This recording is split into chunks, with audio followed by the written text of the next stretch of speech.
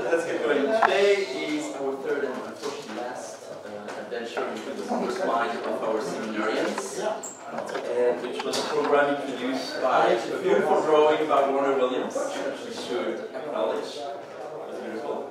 So it's my pleasure to introduce Virginia Gross, who is at the Princeton Theological Seminary, to which she is about to add a Master of Social Work at Rutgers. And she studied before religious studies at Rhodes College.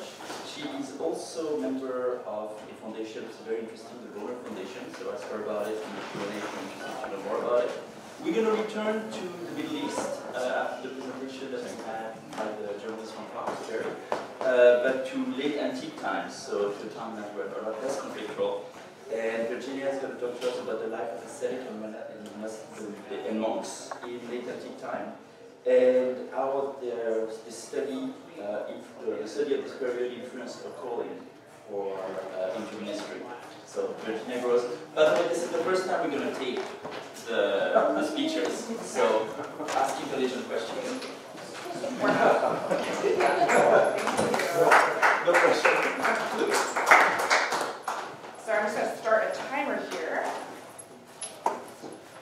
So good morning, everybody. Good morning. So there are a couple of things that I want to open up with in order to introduce this topic. Firstly, I'm not certain that I fully thought out the ramifications of my title before I actually wrote this lecture. So when it came back around to me actually writing this lecture a few weeks ago, I was feeling a little bit of weight, so I was a little too verbose with my topic, but hopefully I've compiled a few different things that will be interesting to all of you, as they're interesting to me. So initially, too, whenever I hear from lecturers, it's always most interesting for me to understand why they have a personal connection with a particular topic. Sort of gives you a bit more background history, sort of my experience, and why I have a heart for this. So there are three different reasons why.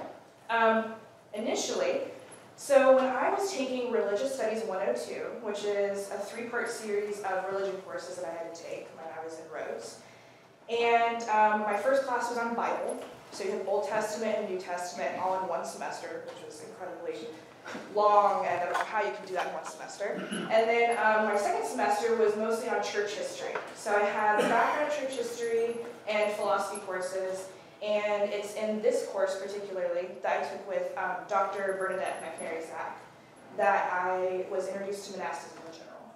And the two books that I read that were most fascinating to me at the time were Confessions by St. Augustine, and then the other one was The Life of St. Anthony by Athanasius. And there were two particularly things in these books that I found particularly fascinating. One is that the demons, I don't know if any of you have read both of these books. One, there are demons in The Life of St. Anthony, and he's in a cave and fighting with demons. And as an undergrad student, this was really interesting to me, especially from the South. I feel like I'm not exposed to the idea of demonology a lot, so that was really interesting for me. And the second part was the honesty that was expressed in St. Augustine's Confessions. I think anyone who's read them, even if it's not super fascinating for you, you can at least connect with his honesty that he's feeling and his pain that he has. The second part was a friend that I have. Her name is Allie, and she is Catholic. And coming from Georgia, I was not exposed to Catholicism a lot. I didn't have a lot of friends that were Catholic and no family members that were Catholic. So when I went to Rhodes, the majority of my friends were Catholic, and so I ended up going to Mass, a lot of Mass. So I had a lot of blessings, but didn't take a lot of communion during my year, for me at least. And so this was fascinating for me to be able to learn more about her tradition and why she was a devout Catholic. And one thing about Allie that I started to get to know a few months later into this relationship with her, that she is actually called to the convent. And so I think like any parent that would have a daughter or a son that thinks that they're called to a monastic order, they did what they thought was best, which was, you know, you're 18 right now. Are you really sure that you want to give up your life right now for this calling? And she said, yes, of course I do, naturally. But they said, well, just take a year. Take a year, go to Rhodes, meet people, take classes, see if this is something that you still want to do at the end of the year. So she went through her year in college and met my large group of friends and I, and we loved Allie. Still love her today, of course. And she was a very special girl, as you probably can imagine.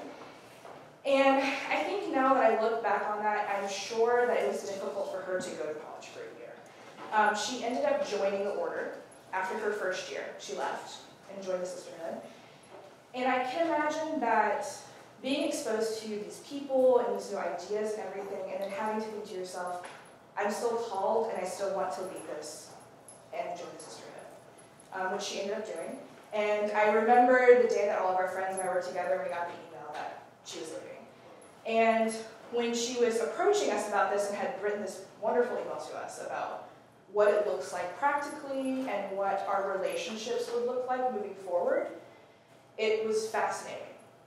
And one thing that I remember that was difficult for me and my friends were that your conversations from then on out were going to be solely over letters. We were no longer going to have this sort of visual and tangible conversations that we had had for an entire year at this point. It was only going to be over letters. And in addition to that, she was no longer allowed to receive mail from men outside of her family. So our male friends that we had were no longer allowed to be in conversation with her at that point. And so she's actually in her 5th year right now, and she took her first vows, but she's continuing on. She has 2 more years before she takes her final vows. And she's in Nashville right now. But a dear friend, she's wonderful. My third reason, I think that my interest for monasticism was sparked, was a strong desire for something real. Reading the writings of St. Anthony and reading about different martyrs and monastics, there's a very real sense of their experience with God. I think when I was younger, I had a different idea of what this experience looked like, and it was more related to Pentecostalism or evangelicals. You have this very real experience of prayer and worship, but their experience was very different to me. It was very austere and removed. So I wanted to sort of explore what that was. So most generally when we're discussing a topic as ambiguous and as abstract as God, or our experiences of God, these can be really frustrating, but we can sometimes look at the Old Testament for these. And in the Old Testament, we get examples of certain encounters, such as Moses in the burning bush, Moses on Mount Sinai, and Ahab in 1 Kings, with the still quiet voice and earthquakes, right? But I feel like we don't get as many of these tangible examples in modern times. We don't really have burning bushes and mountains that talk about earthquakes and such. But I had always imagined that I would have one of these mountaintop experiences where I'd be like in Scotland or some sort of exotic space, and I would hear God talking to me, and it would be so wonderful, and I would know exactly what I'm supposed to be doing. But alas, no such luck has happened so far, but I'm still holding out for that. So nothing at least quite that dramatic for me, and I can talk a little bit more about those experiences later on for a long time. But I think, especially as an 18-year-old, I wanted to have this experience, and so that's why these stories were so intriguing to me and resonated with me. Because they too also wanted something real and something that they could touch, something tangible. And so that is what they experienced, and that's what they continue to experience today, as I have seen with other nuns and monks that I have met. So most generally, monasticism and martyrdom and asceticism in general are these testimonies of individuals that wanted spiritual renewal and had an experience that was undeniable for them. So to begin off, rather than talking about just monasticism or asceticism in general, I wanted to at least give a brief history of a movement from martyrdom to monasticism and talk about specific examples of people in that. And then we'll talk about the concept of the Holy Man, or what Peter Brown offers as the Holy Man, jumping to Syria. So we're starting in Egypt, and then we'll jump to Syria. So martyrdom is a form of obedience for God, of making the ultimate sacrifice of oneself instead of denying Christ. And when the practice of martyrdom was no longer needed due to the legalization of Christianity and religious practice in general, a group of people showed similar devotion and a need for this kind of devotion through physical and emotional sacrifice that they had seen. And many took up the ascetic lifestyle in which Christians felt called to make physical and emotional sacrifices for this spiritual renewal. And out of this ascetic experience and the people that come from this, we have the Desert Fathers. And we have the sayings of the Desert Fathers, which are the Apophthegmata mantra from that. So, we have religious persecution that was endured in 64 CE from Emperor Nero, right? And so, we have martyrdom accounts that come after this. So a martyr or a witness of Christ is a person who, though they have never seen or heard of the divine founder of the church, yet they're so firmly convinced of the truths of their Christian religion that they gladly suffer death rather than to deny it. This act of devotion reflects Christ's crucifixion for the belief that he is the Messiah and willingly suffers the sin of all Christian believers. Therefore, martyrdom is seen as the highest devotion and obedience to God. As I go through this, as I think anybody would understand from reading an old paper of yours from years ago, you come across parts of the paper that you realize, oh, I wish I hadn't put that there, or my theology's reformed a little bit, so I think a little bit differently about this. So as I go through, I'm going to problematize some of these views, just from my knowledge that I've gained over the years since then.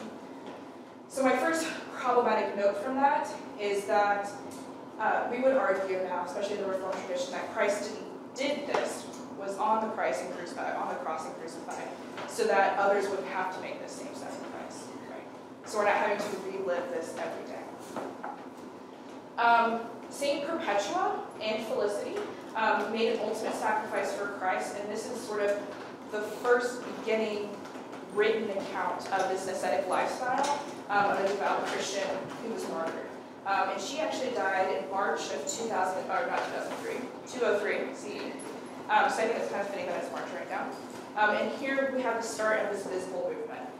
That one must give their entire self, both physically and emotionally, for God, similarly to the gift that Christ had for us on the cross as Christians.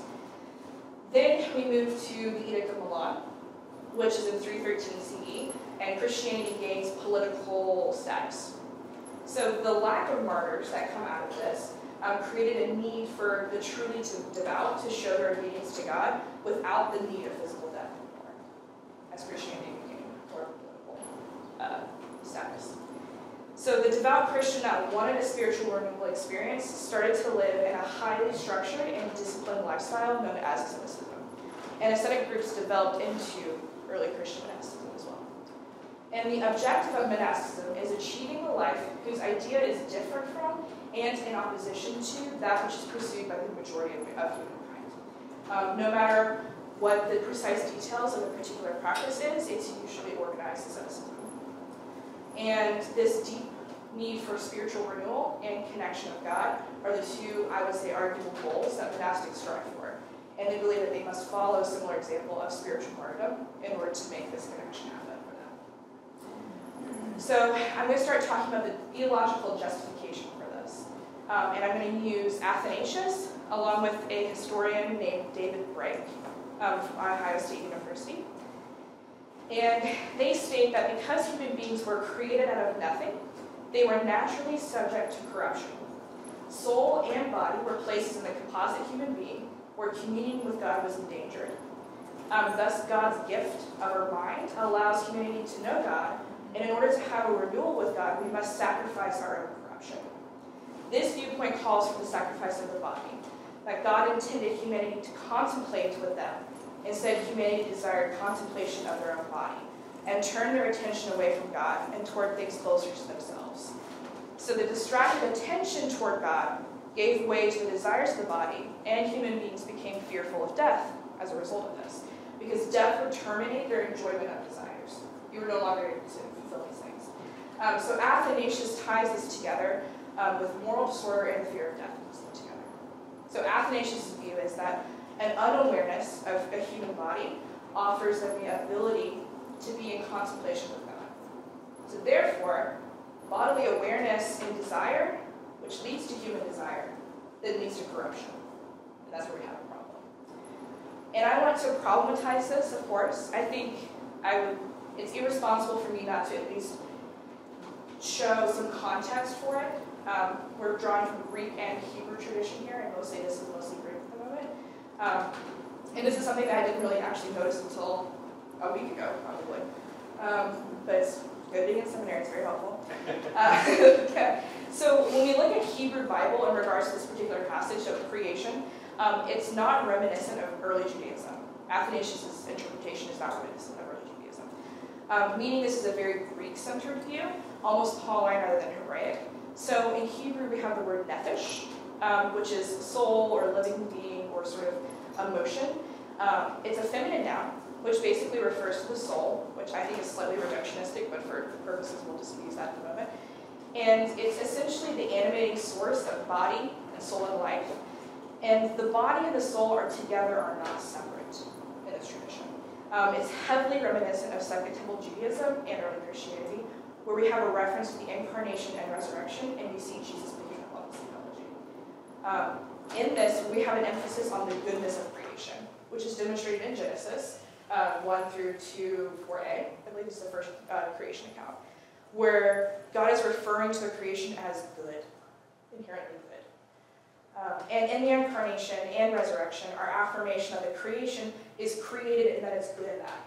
So Christ comes as a human body, right?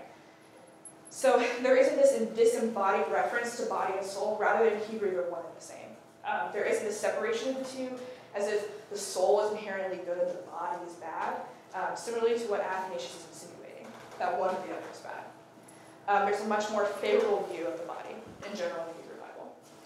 And I found a scholar, her name is Tara Owens, and she wrote the book Embracing the Body, Finding God in Our Flesh and Bone. And this is what she said about the body in general. It is only in our bodies that we experience God at all. Without them, we cease to exist. And when we focus only on our spiritual lives, the interior realm of thought and feeling, we lack a foundational understanding and attentiveness to that which is at the very center of our lives. The only vehicle through which God reaches us, and we can reach others, is through our incarnate, bound in time, utterly beloved bodies. And I would argue that in order for us to experience love, or God's love, one way that we're able to do that is through interactions with each other, through the reaffirmation of love. And we do that through our bodies. So I just want to emphasize there are obvious differences between the Greek and the Hebrew traditions that are being picked up, which become more apparent in their practices and theology. So jumping back, St. Anthony, who is considered the father of monasticism, visited the various ascetics, studied their lives, and tried to learn from each of them the virtue of being an ascetic. When St. Anthony had become an ascetic and a hermit, he was visited by Christian pilgrims. And these pilgrims established themselves in caves and in huts around the mountain that he was around. And he served as a spiritual advisor until his death in 356 CE. Now the colonies of ascetics that formed around his hut formed into one of the pivotal monastic groups called the Desert Fathers.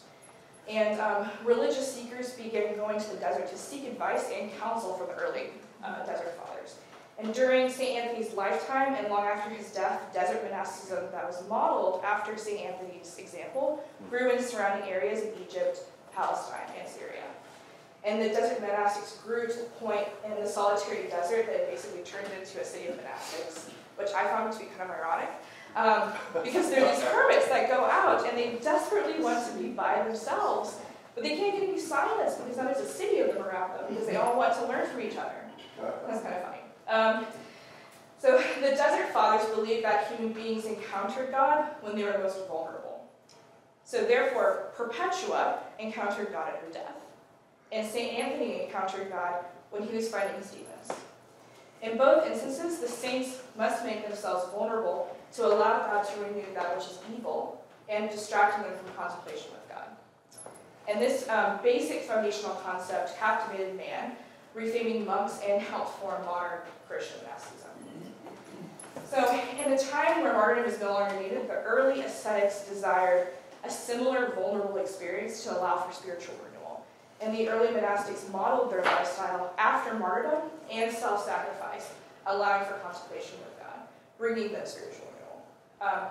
And the growth of desert monasticism laid the foundation for pivotal monastics that have since then supported the growth of the church. So we have talked about Egypt in the late 4th century, and now I want to jump to 5th and 6th century in Syria right now. So as a historian, or as Peter Brown tells us at least, who is definitely a wonderful historian, when we're not examining a specific person, instead we're looking at a concept, in order to examine sort of the effect of the person or the people in general, we have to look at society and how society changed with these people in it, right? So when we're looking at the holy man, the concept coined by Brown, we need to look at how society changed around them. So in order to locate them, they're in Syria. And of course, Egypt was the cradle of monasticism at the time, and it had reached its highest pitch and was very sophisticated and articulate at that time. It was just the place to be if you're a monastic. But the holy man became a saint in society, which came from Syria and later from Asia Minor and Palestine, but not actually from Egypt. And this is because we don't have as much evidence of the holy men in Egypt, because they didn't impinge on their societal roles around them as much in the same way that they did in other provinces. So there were already a lot of people in Egypt that were making changes and were affecting their communities, but since it was so common, they're not talked about, and we don't have as much resource for them as we do in Syria. And so who do these people serve? Everyone, but specifically those that were driven to the outskirts of the towns, because the holy men, which were originally ascetics, of course lived in caves out in the desert. So they would serve people on the outskirts of the towns, and mostly these were blind people, were disadvantaged, unemployed, and also soldiers that protected the garrisons in inland Syria as well. So that was kind of interesting. What were the needs of the villagers? Brown says the villagers needed a hinge man, a man who belonged to the outside world and yet could place his know-how and his culture and the values at the disposal of the villagers. The effective patron was essential to the internal workings of the village at the time of growing prosperity. Communities of farmers needed an arbitrator to sort of settle their disputes. They needed a mediator. The sense of community also at this time was very weak in late 5th century, and villages that were only governed by a council of elders or their equals threatened to explode without the intervention of an influential outsider. And as in the modern Near East, a village with a weak patron was a village made intolerable by quarrels, lots of fighting, no sense of community with each other. So the holy man came to the foreground as a figure in the village, which was the relation and the relationship between the village and the outside world. And quoting from Theodorus of Cyrus, he wanted a holy man with sufficient power to reach out a hand to those in distress. The interesting thing is the holy man is a figure that is equated with power, and specifically power in action. And when we look at artwork, the emphasis on detail of the stylized gestures of these people are around power. So when we look at their artwork, we see similar artwork with Jesus, right? So the power of the holy man is depicted in that the representation, the gestures of Christ as he performs his miracles are similar to what we see in the holy man. So there are these orientation around his hands, and it's just representative that he is very powerful. And this is seen through miracles. And miracles are said to be, or felt to be secondary. They're merely a proof of the power that's already there.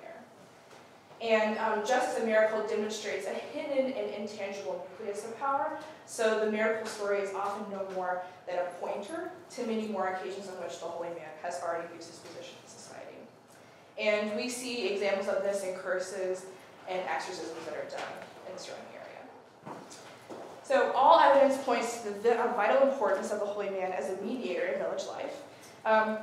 And when men were enemies with each other and had grievances against one another, the holy man would come in and reconcile the differences, and those that were engaged with lawsuits, he taught them to bring sort of a better mind and counsel into the situation. So it was by the intervention of such men that the villagers sought a sense of communal identity with each other. But Brown, of course, does not want to be reductionistic with the idea of the holy man, and so he doesn't want you to just think about the disputes and the loans and farmers when you're considering his character, rather also take in his duties, which also dealt with more intimate and more universal needs of the community. So we need to examine deep social significance of asceticism as this drawn-out ritual of disassociation with being a total stranger in the area. For the society around him, the holy man is the one who can stand outside ties of family and of economic interest, so he's unbiased. He was thought of as a man who owed nothing to society, and he fled both women and bishops, because both of these things would have found him a distinct place in society. So it would take him from the outskirts and bring him back in, but he wants to stay on the outskirts. Right? So we can look at his role in action with his clientele as a healer and as a confessor. And so what were the needs that he was fulfilling? I would argue that one of the most important things that he fulfilled was this resolved dilemma that was inherent in early Christian piety. So similarly to the emperor, God was at one and the same, remote and unflinching. So you have these two entities, not necessarily a specific emperor, but the idea of an emperor and the idea of God, very remote. And yet, you have this idea as God as an ever-living Father, right? The holy man carried the burden of making such a distant God relevant to the particularity of human needs. In this person, the acute ambivalence of a Christian God was summed up in a manageable and approachable form. The holy man was both early moved to tears with compassion, and at the same time, he was an heir of Hebrew prophets. He fulfilled both roles. So contextually, he could be more approached directly as God ever could be. And we need to remember the context that we're specifically talking about is Eastern heterodoxy, and so it's still being developed. So the idea of God being approachable, of course, now we would say that there are multiple ways to approach God, right? Prayer and worship, and through the Holy Scriptures, right?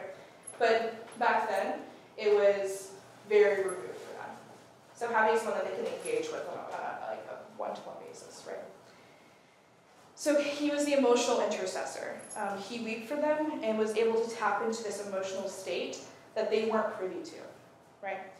And I also want to state that also the idea of a holy man is specifically talking about men. That's not to say that there weren't female ascetics in Destiny at this time, but specifically I was just highlighting the holy man. So now I want to move into what kinds of values in these figures can we retain for the future, for a community and not just for pastors. So what kind of things and what kind of values do we see throughout all of them, and should we sort of highlight in that? I would say that adaptability is one that I see as very important. There are a few characteristics I think are static between all of them, but one thing that's interesting is when you see martyrs and when you see desert fathers and early ascetics and when we see the holy man, his role changes. And their role changes, right? As things change, they can adapt to them. So when you have the martyrs and they have the Edict of Milan that occurs, and we turn to ascetics. And then after that, they realize, oh, the community doesn't have this identity anymore. How can we adapt to them and help them feel more included with each other? So adaptation is very important. Another one is spiritual renewal. And then on top of that, they also live within their social context. So you see them being spiritual advisors. You see them being mediators, as counselors. And there's also this very real sense that you need vulnerability. The vulnerability is extremely important to them. And although it wasn't initially what they wanted to be hermits, there's a communal identity that develops out of this. We see the city monastics, right? They want to be by themselves, but they all want to be around each other. How are you living this way? How do you do this? I'm struggling with this. Can you talk to me about it? What does that look like? So it's being reinforced over and over again that we need to live in community. So when we think about urban churches, ministers and congregations needing to sort of adapt to their specific context, I think it's understandable that a church that is in an urban context in the Bronx is going to have different needs of the congregation than a church in Natchez, Mississippi, and Orlando, Florida, or in California. And so as a job, as congregations and as clergy members, that you're to adapt to these needs while retaining certain values and characteristics that you deem important in that. And that is actually the wrap of my lecture. Thank you very much.